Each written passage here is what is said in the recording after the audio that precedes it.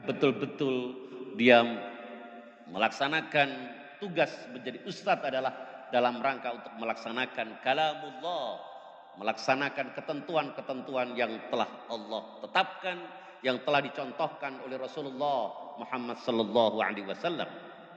Itu yang pertama. Nanti kita dalami penjelasannya lebih banyak.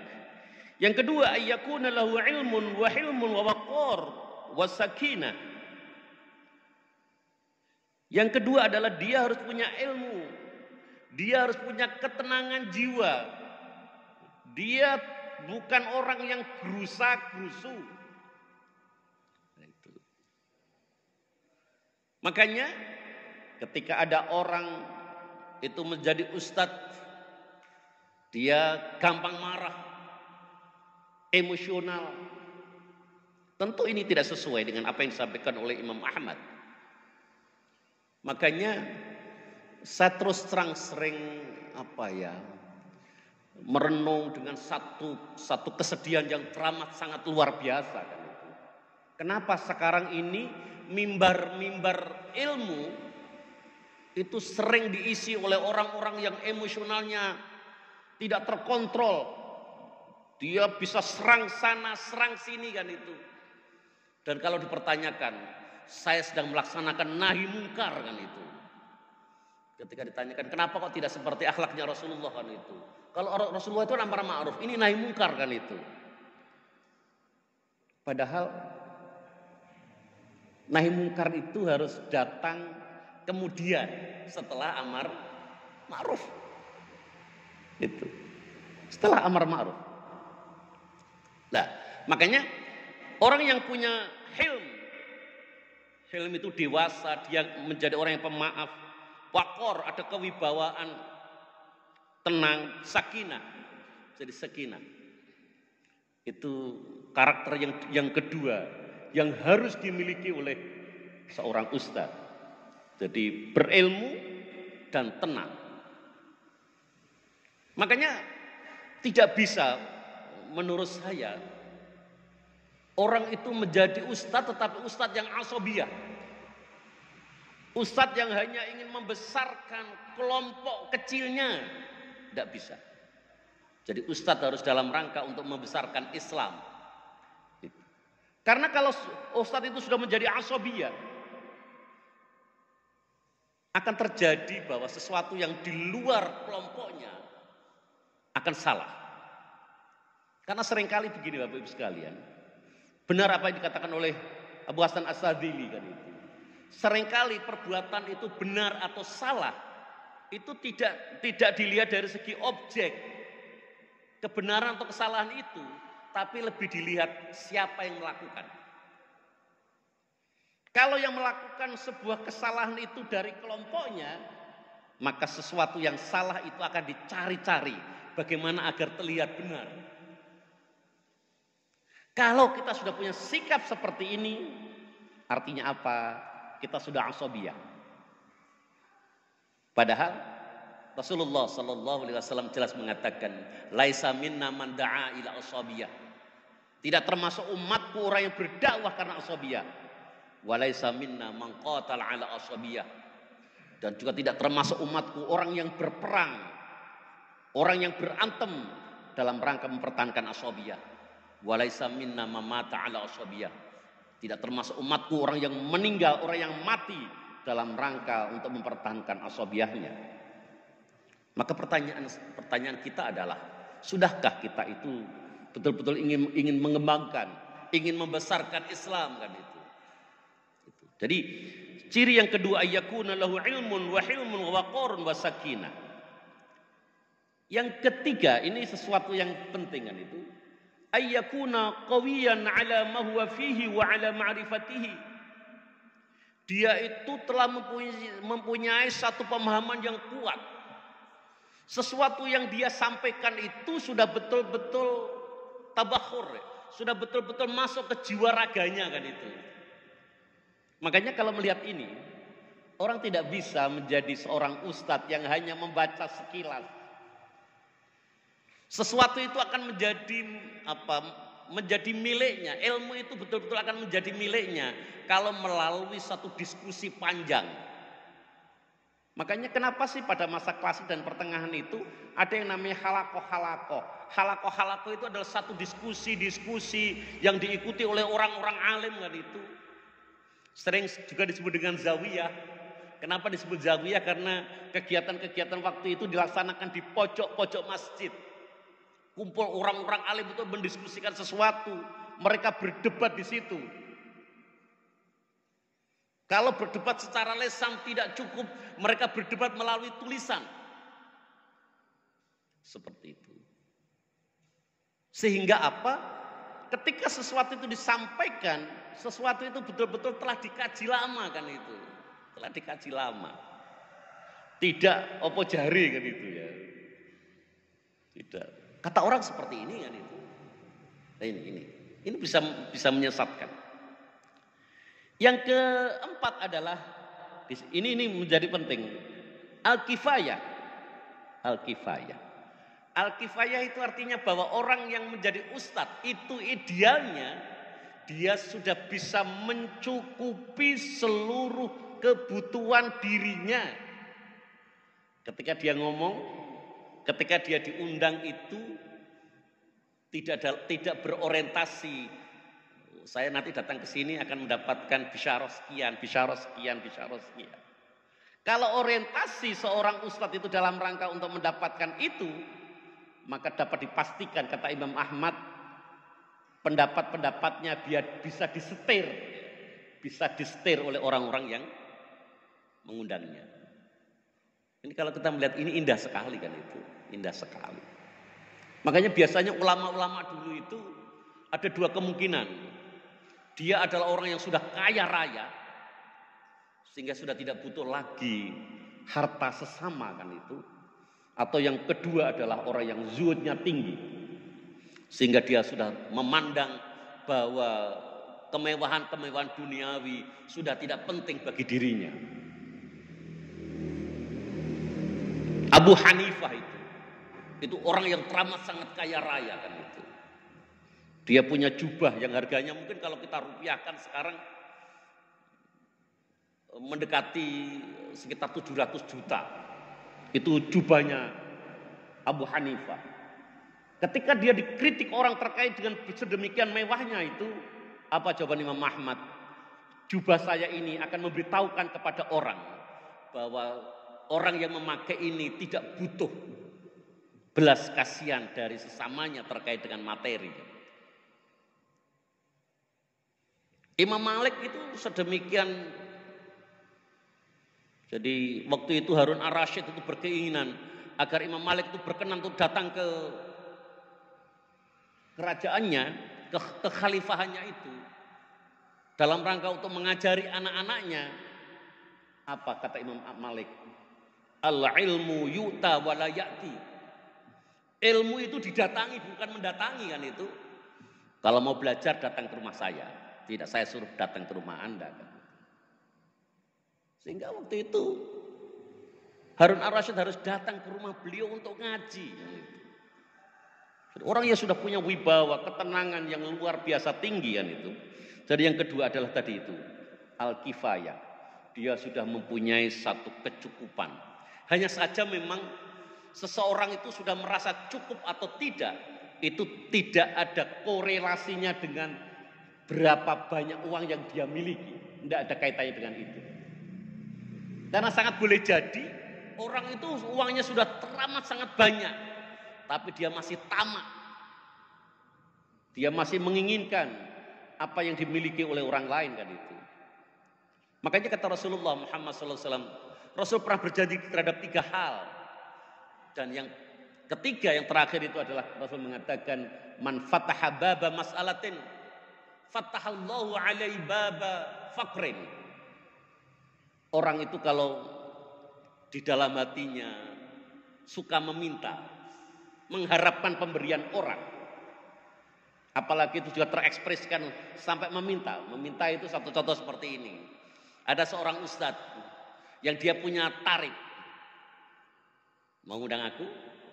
Anda punya budget berapa kan itu? Apakah yang seperti itu ada? Tidak sekedar ada, sangat banyak. Sangat banyak. Saya pernah mendengar dari telinga saya sendiri kan itu. Ketika ada orang yang ingin mengundang, kebetulan ketemu manajernya kan itu. Tahun 98 lah. 98 waktu itu tarifnya sudah 5 juta kan itu. Jadi dikasih tahu, Ustadz ini kalau di wilayah ini 1 juta. Kalau keluar kota, ya tambah 2 hal, tambah transport sama akomodasi kan itu. Jadi walaupun sangat boleh jadi orang itu harta bendanya sudah teramat sangat banyak, tapi dirinya masih belum selesai kan itu. Belum masuk kategori yang menurut Imam Ahmad itu adalah al-kifayah. Dan yang kelima kata Imam Ahmad, seorang ustadz itu harus apa? Ma'rifatun nas. Dia memahami masyarakat. Dia memahami masyarakat. Jangan malah seorang ustadz itu mengikuti satu kelompok tertentu dalam rangka untuk menyerang kelompok yang lain kan itu. Saya sering kali kalau ada ustadz-ustadz yang asobiyah, apalagi kalau asobiyah itu dilatar belakangi oleh kepentingan-kepentingan politik kan itu. Saya sering kali berpikir, apa tidak pernah ya membaca surat Al-Hujurat ayat 9, 10, 11, 12 kan itu. Yang orang itu tidak boleh saling mengolok-olok. Orang itu tidak boleh mencela dirinya sendiri. Kok bisa sih mencela dirinya sendiri? Kalau orang itu mencela orang lain, pada saatnya, maka orang lain itu akan membalas mencela kita. Dan yang ketiga apa? Tidak boleh saling memberikan lakop. Tidak boleh memberikan nama panggilan yang orang yang dipanggil itu tidak merasa senang kan itu. Tidak boleh. Makanya andai kata seluruh umat Islam di Indonesia itu mengamalkan ini, maka ekses dari perbedaan-perbedaan politik itu bisa disudahi. Bisa disudahi. Jangan malah ustadz-ustadznya ikut-ikutan itu kan itu. Ini artinya kalau dia ikut-ikutan itu artinya apa? Dia tidak memahami masyarakat itu seharusnya. Maka jadi antara apa ma'rifatun nas dengan yang kedua tadi ada niat, ada orientasi ketika dia menyampaikan tausiah itu menjadi penting. Bahwa tausiah itu harus dalam rangka apa? Dalam rangka untuk taqarrub kepada Allah. Kalau mau taqarrub kepada Allah tentu harus mengikuti cara-cara Allah, mengikuti ketentuan-ketentuan Allah, mengikuti apa yang pernah dicontohkan oleh Rasulullah Muhammad sallallahu alaihi wasallam. Rasul itu pernah dikompori oleh sahabat-sahabatnya. Untuk apa?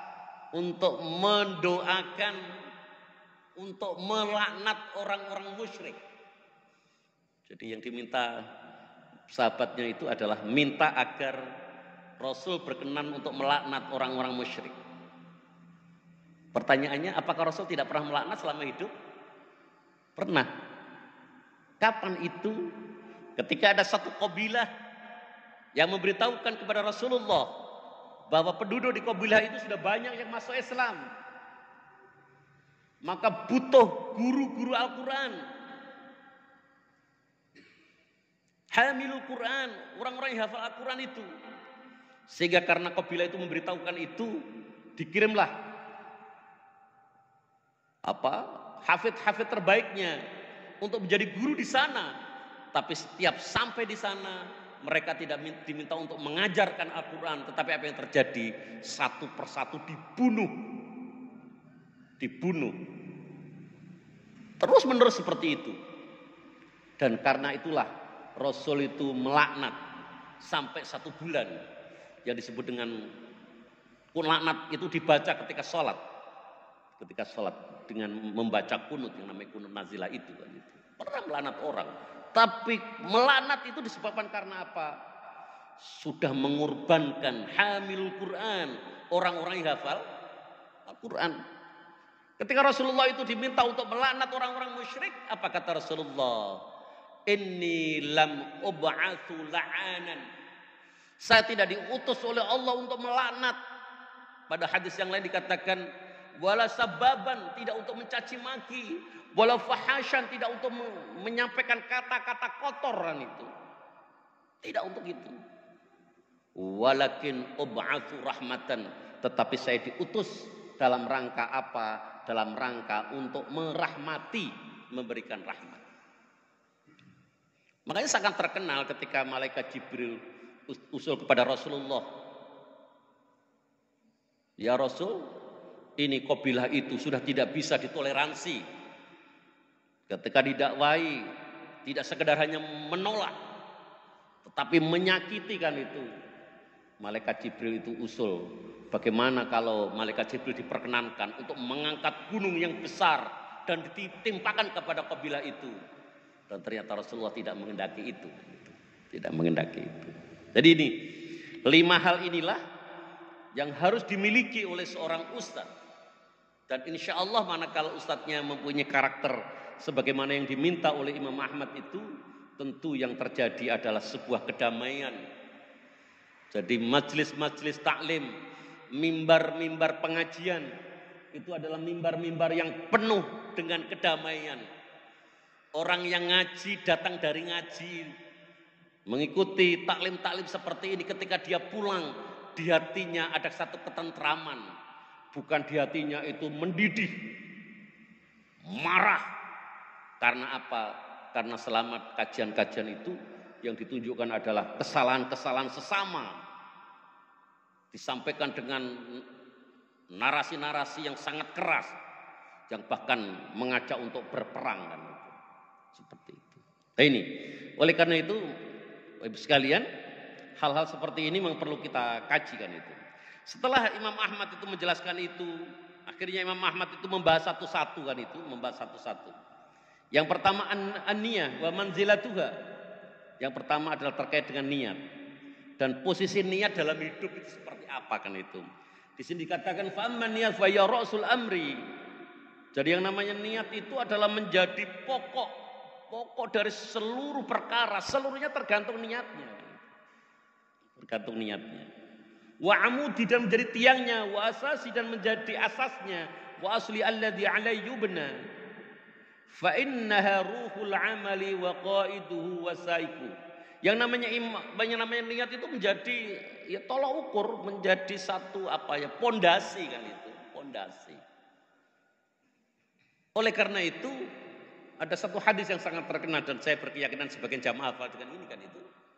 Apa? Innamal a'malu binniyat wa innamal likulli imri'in ma nawa faman kana hijratuhu ila Allah wa rasulih fa hijratuhu ila Allah wa rasulih wa man kana hijratuhu lidunya yusibuha aw imra'atin yankihuha ila ma hajara ilaih. Ini konteksnya niat terkait dengan hijrah kan itu. Kata Rasulullah bahwa seluruh amal saudara ikut hijrah itu tergantung niat Anda kan itu. Apakah saudara akan mendapatkan pahala atau tidak? Di situ oleh Rasul dikatakan, "Faman kana hijratuhu ilallahi wa rasulih."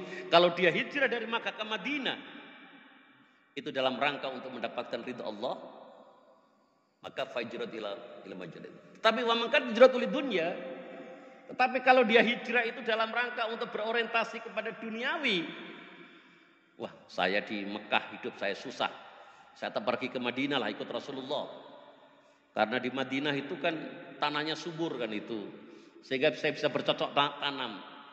Kalau orientasinya itu yang didapatkan. Bahkan Rasul mengatakan,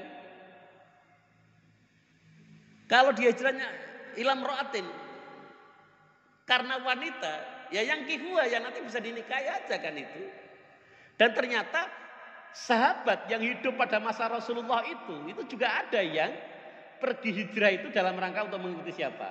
Mengikuti seorang gadis yang dicintai, karena gadis itu ikut hijrah Rasulullah, maka dia ikut hijrah.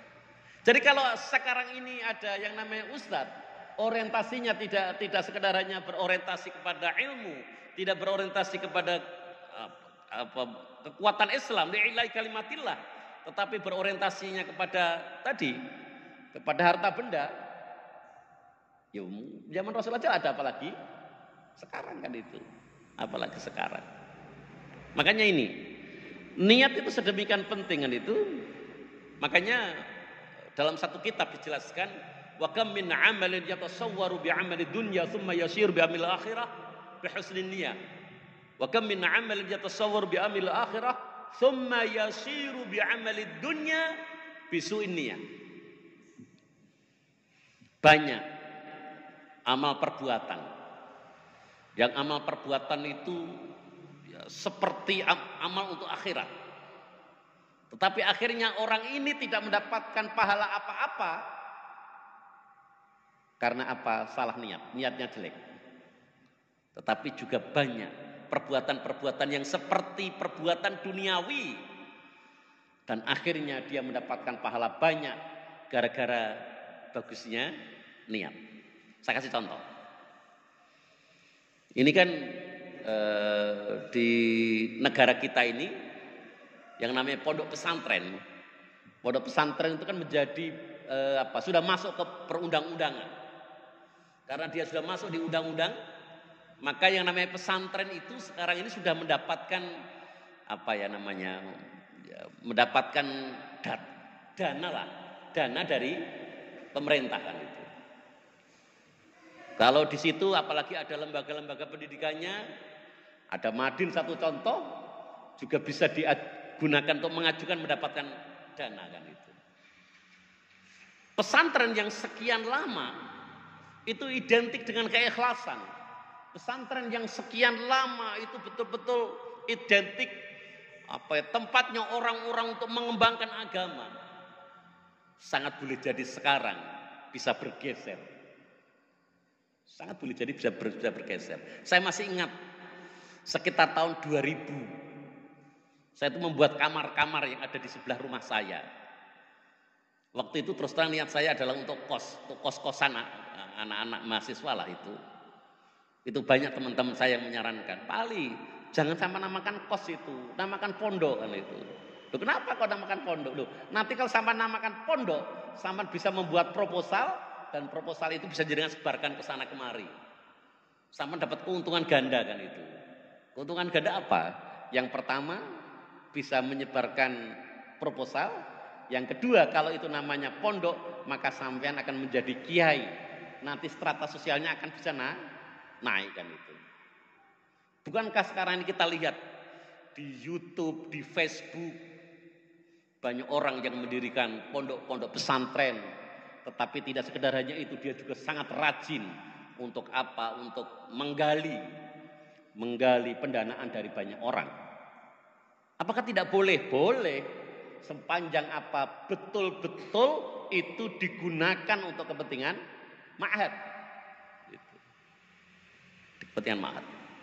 Tapi kalau untuk kepentingan dirinya, tanggung jawab akhiratnya sudah menjadi sangat berat. Nah, oleh karena itu, mengelola ma'had yang semestinya adalah orientasi ukhrawi, kalau niatnya salah, ini pesantren saya harus cepat saya daftarkan kan itu, agar nanti mendapatkan bantuan ini, dan seluruh itu dalam rangka untuk digunakan dirinya sendiri, maka sesuatu yang sifatnya ukhrawi itu sangat boleh jadi bisa menjadi urusan duniawi kan itu. Demikian juga sebaliknya kan itu. Wa kam min 'amalin yatasawwar bi amali dunya thumma yasiru bi amalil akhirah bi husnin niyyah. Orang studi, kuliah, sekolah, itu kalau dia niati, bismillah ya Allah saya akan kuliah dalam rangka untuk menghilangkan kebodohan, mencari ridha Allah, agar saya punya skill sehingga nantinya saya bisa bekerja dan mendapatkan penghargaan dari orang-orang yang tempat saya kerja, sehingga saya bisa menjadi pekerja profesional. Maka pekerja profesional itu bahasa lainnya adalah amal soleh kan itu. Sementara dia itu juga nantinya wajib untuk menafkahi anak dan istri. Kalau orientasinya ke sana, maka sesuatu yang terlihat seperti amal duniawi itu bisa menjadi amal ukhrawi dan akhirnya mendatangkan pahala. Makanya kita menata niat itu jadi penting ya. Menata niat itu jadi penting. Beberapa teman itu kan tanya saya, Pak Ali pondok jenengan sama jenengan daftarke derengan itu. Saya terjawab terus terang, dereng, belum saya daftarkan. Loh kenapa dereng didaftarkan? Saya terus terang sekarang masih melatih hati saya kan itu. Nanti kalau sudah saya daftarkan secara otomatis nanti akan mendapatkan bantuan A, bantuan B, bantuan C kan itu. Jangan-jangan hati saya nanti berubah kan itu. Yang semula ingin mencari pahala, lama-lama mencari dana kan itu. Kan repot nanti kan itu. Sementara saya orang biasa kan itu. Orang biasa yang masih belum jernih hatinya kan itu. Yang masih belajar terus menerus kan itu. Maka saya kasih tahu, sudah nantilah kalau sudah relatif mapan kan itu, saya akan daftarkan juga kan itu. Tapi jangan sekarang, gitu. Jadi niat itu sedemikian pentingnya kan itu, sedemikian pentingnya. Oleh karena itu kata Imam Ahmad, wal amalu tabi'un laha wa 'alaiha yubna. Oleh karena itu amal perbuatan seluruhnya itu mengikuti bagaimana niatnya, dan seluruh perbuatan itu dibangun di atas niat itu kan itu. Maka bangunan itu akan bisa selamat manakala apa niatnya benar. Nah, ini menjadi pertanyaan. Bagaimana niat ustadz itu kan itu. Niat ustadz itu. Kalau ustadz itu yang tidak tidak boleh sih ustadz itu menerima bisyarah? Boleh. Tetapi kalau sudah memasang tarif itu harus sekian, kalau enggak sekian enggak kan itu. Ini orientasinya lain kan itu. Jadi lain. Oleh karena itu ini. Makanya kalau dia ikhlas kan itu, misalkan dia datang ceramah nggak dikasih apa-apa, dia masih tetap tersenyum kan itu. Kapan lagi nanti diundang dia juga tetap datang kan itu. Saya pernah ketemu seorang ustadz kan itu. Orang Kediri, dia ceramah di Mojokerto kan itu. Dan itu dicoba oleh jamaahnya. Jadi ketika pulang itu dikasih amplop kan itu. Wonten amplop kan itu. Tetapi amplop itu ternyata tidak berisi uang kan itu. Berisi apa? Lembaran isinya kitab kan itu. Kalau kitab dulu itu kan betul dijilid ngeten iki nggih. Jengane kurasan lepasan itu. Itu amplop itu diisi itu kan itu. Diisi itu diaturkan kepada ustadznya kan itu. Terus tahun berikutnya diundang lagi kan itu. Mau datang lagi atau tidak kan itu. Ya karena memang ustadznya itu orang mukhlis kan itu seperti itu diterima. Dan saya pernah Bapak Ibu sekalian, saya nggak tahu dicoba atau memang tidak sengaja gitu. Saya pernah seperti ini. Ada satu jamaah pengajian yang relatif berlangsung kontinu, jadi berjalan baik lah di salah satu kota di Jawa Timur ini kan itu. Kalau saya diundang, datanglah ke pengajian itu. Ketika saya datang, ya kalau saya datang ke sini nggak ada yang nyambut kan biasa karena datang saya itu sebelum subuh kan itu. Itu nyambut sopo kan itu. Waktu itu pengajiannya mulainya jam 6 pagi kan itu. Jadi saya datang itu enggak ya ada yang nyambut. Jadi saya datang sendiri, duduk sendiri kan itu. Nanti akhirnya MC-nya menyampaikan, ya saya akhirnya mengisilah pengajian selama, kalau sini kan tidak lama kan itu. Karena saya dipeseni kalau ngaji di sini nggak boleh lama-lama karena nanti jam 6 ada pengajian di tempat lain kan itu. Itu enggak. Itu mulai jam 6 sampai jam 8 kan itu. Jadi setelah ngaji ada tanya jawab, buaya ngerti. Begitu selesai, saya tuh pulang-pulang sendiri kan itu. Kalau di monggone atau diantarkan ke mobil enggak, ya pulang-pulang sendiri kan itu. Setelah itu beberapa bulan berikutnya saya diundang lagi kan itu. Ustadz, apakah Ustadz ada waktu untuk ngaji pada tanggal sekian kan itu. Nah waktu itu kebetulan pas ada kegiatan di kampus itu ya. Saya jawab, mohon maaf kalau tanggal itu saya tidak bisa, tapi kalau tanggal ini insya Allah saya bisa kan itu. Insya Allah saya bisa. Dan betul akhirnya. Jadi ketika saya datang yang kedua kalinya itu disambut full tim. Seluruh pengurus pengajian itu datang menyambut kan itu. Begitu selesai diajak makan karena memang tradisi di situ, begitu selesai ada makan itu, begitu saya mau pulang, saya disalami kan itu, dan salamnya itu ternyata tebel. Kenapa tebel? Karena 2 amplop kan itu. Jadi tidak 1 amplop, 2 amplop. Jadi didobeli, yang dulu didobeli kan itu. Itu mungkin mencoba saya ini. Pak Ali ku jadi nek ngaji ku ikhlas tenanan apa gak sih? Nek gak tak kai ku mau atau tidak sih kan itu? Oh atau tidak. Jadi seperti itu kan itu. Makanya kenapa saya itu harus kerja ya, harus kerja, tidak sekedarannya di kampus kan itu. Tapi saya itu sergap untuk meneliti dan seterusnya itu. Agar apa? Ketika saya ngaji seperti ini, di hati saya itu tidak ada sedikit pun. Oh, saya nanti akan mendapatkan amplop kan, tidak itu kan itu. Agar apa? Keikhlasan bisa terjaga kan itu. Keikhlasan bisa terjaga kan itu. Jadi ini. Jadi yang pertama niat itu sedemikian penting kan itu. Yang kedua al-ilmu wal hilm wa waqar was sakinah. Wa amma qalu ayyakuna law hilmun wa waqar wa sakinatun falaysa sahibul ilmi wal futya ila syai'in ahwaja min ila al-hilm was sakinah wa waqar fa inna kiswatu ilmihi wa jamalihi. Fa idza faqadaha kana law kal badan al-'ari min al-libas. Jadi yang namanya ketenangan, kewibawaan itu diibaratkan seperti pakaian. Kalau seorang ustadz itu tidak punya ketenangan, tidak punya kewibawaan, tidak punya kedamaian, itu seperti orang yang datang dengan tidak berpakaian. Maka pakaiannya seorang ustadz itu di situ kan itu. Nah, tadi kalau ada seorang ustadz yang emosional kan itu, ini diibaratkan oleh Imam Ahmad bahwa dia seperti seorang tokoh yang datang tetapi dengan tidak berpakaian. Makanya kalau kita jenengan kalau mau mendengarkan apa namanya ya semacam tausiah fatwa dari para mufti-mufti hebat di Arab Saudi. Teng YouTube kan kuatah itu, di YouTube banyak sekali. Jenengan itu misalkan penggemarnya Syekh Ibnu Baz, jenengan bisa melihat, mendengarkan itu. Syekh Utsaimin bisa mendengarkan itu dengan baik. Dari karena di sana ada tanya jawab yang luar biasa itu. Kita tidak pernah mendengarkan syekh-syekh yang hebat-hebat itu ketika menjawab penuh dengan kemarahan. Walaupun orang Arab itu kalau ngomong kan keras kan itu ya, keras. Tetapi isi dari yang disampaikan tidak ada satupun caci maki kan itu. Tidak ada satupun caci maki. Jadi disampaikan dengan penuh keindahan kan itu. Penuh kedamaian.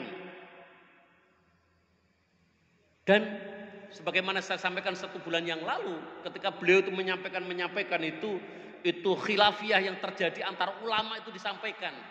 Baru setelah itu disampaikan, menurut saya yang paling arja, yang paling kuat adalah yang seperti ini kan itu. Dan ternyata Bapak Ibu sekalian, di kitab-kitab seperti itu isinya kan itu. Seperti itu. Jadi tidak seperti orang-orang sekarang yang saling mencari-cari kesalahan. Jadi orang mencari kesalahan orang lain itu gara-gara sama-sama tidak tahunya kan itu. Nek padha ngertine ku indah, orang hidup itu indah kan itu. Hidup itu indah. Jadi karena apa? Seluruhnya ada dalil masing-masing kan itu. Ada dalil masing-masing. Saya kasih contoh ini yang sensitif ya. Yang sensitif itu. Pernah dulu ada satu mufti yang memberikan fatwa. Apa itu? Jadi dia memberitahukan kalau ada seorang mustafti, ada seorang jamaah yang menyampaikan kepada mufti itu, ya Syekh,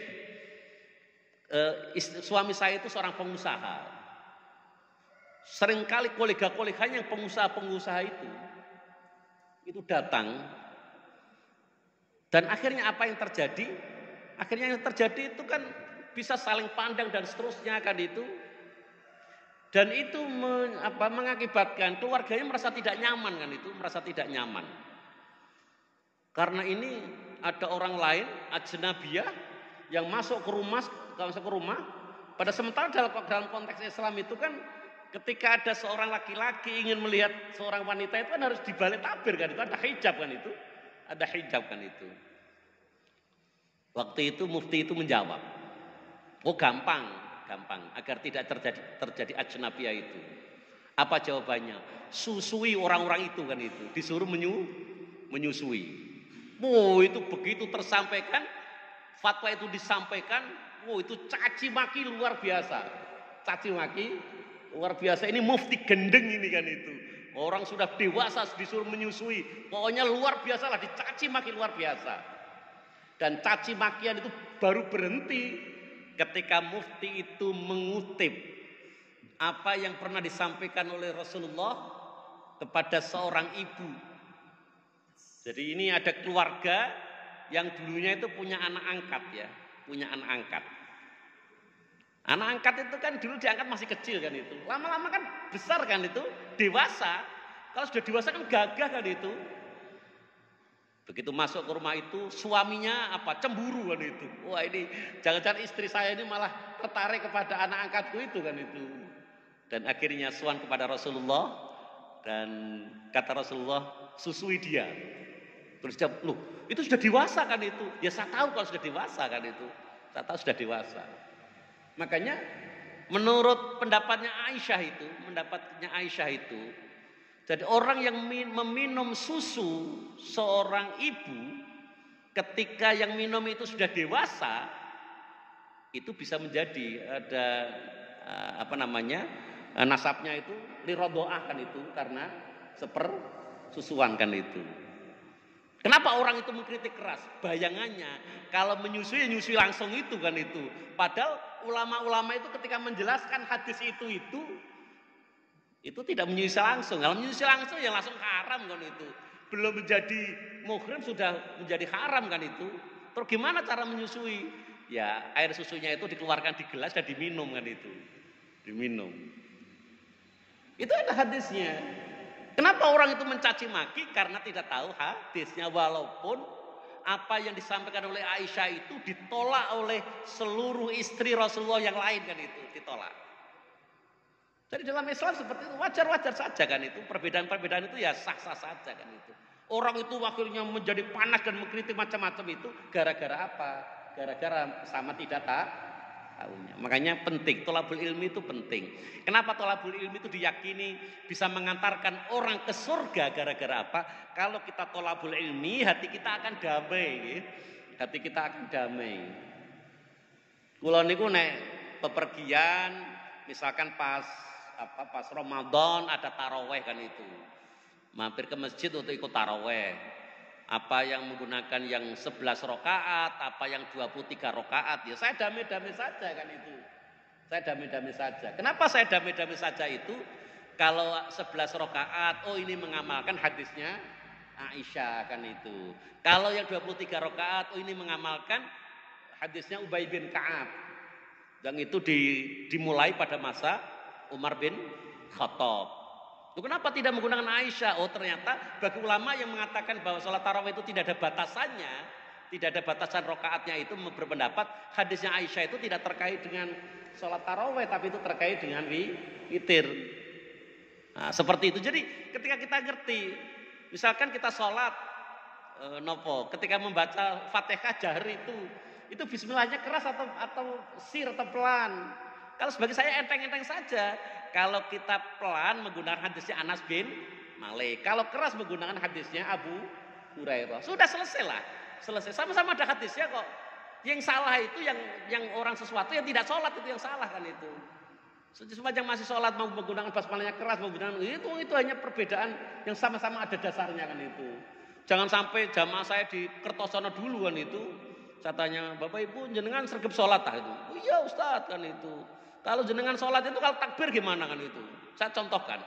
Allahu Akbar. Satu gini kan itu. Yang kedua, Allahu Akbar yang kedua kan itu. Apa kata jamaah itu? Ustadz, yang pertama itu takbirnya Muhammadiyah kan itu. Yang kedua takbirnya NU kan itu. Terus saya ngomong, oh kalau begitu zaman Rasulullah sudah ada NU dan ada Muhammadiyah dong kan itu. Oh ini dua-duanya ada hadisnya. Ini kan yuhadiyah mangkibaihi, setara dengan pundak. Yang kedua hadisnya yuhadiyah udunaihi, setara dengan telinga. Jadi sama-sama ada hadisnya. Kenapa kok akhirnya yang sini kesannya Muhammadiyah, sini kesannya NU? Karena ustadznya tidak menjelaskan. Dasar hadisnya tidak dijelaskan. Kalau dasar hadisnya dijelaskan, plek kan itu. Orang jadi nyaman kan itu. Orang jadi nyaman. Jadi seperti itu. Ini. Jadi saya kembali ke sini bahwa al-ilmu wal hilm wal waqar was sakinah itu sesuatu yang sangat penting agar apa? Ketika ustadznya itu orangnya sudah berjiwa tenang, ya berjiwa tenang gitu, tidak emosional dan seterusnya, maka insya Allah jamaahnya juga akan menjadi sangat tenang. Oke, yang berikutnya agak cepat juga, biar cepat selesai terus. Oke, yang berikutnya adalah al-kifayah. Jadi al-kifayah. Oke, al-idraf bil ilm. Jadi orang itu yang berikutnya apa-apa, jadi apa yang disampaikan itu harus betul-betul sudah menjadi miliknya. Jadi berdasarkan kajian yang lama kan itu. Kenapa saya di Al-Itqan ngaji kitab ini? Karena kitab ini sudah saya kaji tahun 90 berapa ya? 94, 95 kan itu. Jadi sudah saya kaji lama ini kan itu. Maka saya berani untuk mengkaji ini kan itu. Jadi tidak saya beli barusan terus saya kaji kan itu ya. Nanti bisa merepotkan kan kali itu. Jadi oleh karena itu seorang ustadz itu harus ketika menyampaikan sesuatu itu adalah menyampaikan sesuatu yang betul-betul telah dikuasainya kan itu. Makanya idealnya kalau mau ideal itu seharusnya ustadz-ustadz yang hebat-hebat di Indonesia itu ya misalkan sebulan sekali lah ketemu untuk kajian mendalam kan itu, nanti giliran untuk saling menyampaikan kan itu akan menjadi sangat indah kan itu. Sebagaimana pada masa dulu kan itu yang ada halakoh itu kan itu. Terus berikutnya ini ada al-kifayah. Ini ternyata terkait dengan al-kifayah itu oleh Imam Ahmad dijelaskan sangat sekilas kan itu. Al-kifayah. Kenapa seorang ustadz itu idealnya sudah dirinya merasa cukup kan itu. Agar apa tadi? Agar hatinya tidak dipenuhi dengan apa? Orientasi duniawi. Kalau hatinya dipenuhi dengan orientasi itu nanti bisa disetir orang kan itu. Bisa disetir orang. Saya undang harus ngomong terkait dengan ini ya itu. Harus ngomong ini dan seterusnya kan itu. Jadi seperti itu. Jadi al-kifayah. Terus yang terakhir adalah ma'rifatun nas tadi kan itu. Jadi harus ngerti psikologi umat dan seterusnya itu. Saya pikir itu pembahasan terkait dengan topik ini yang saya ambilkan dari kitabnya Ibnu Qayyim al-Jauziyah. Ini tadi saya baca mulai halaman 105 sampai 113 di juz yang ke-5 kan itu.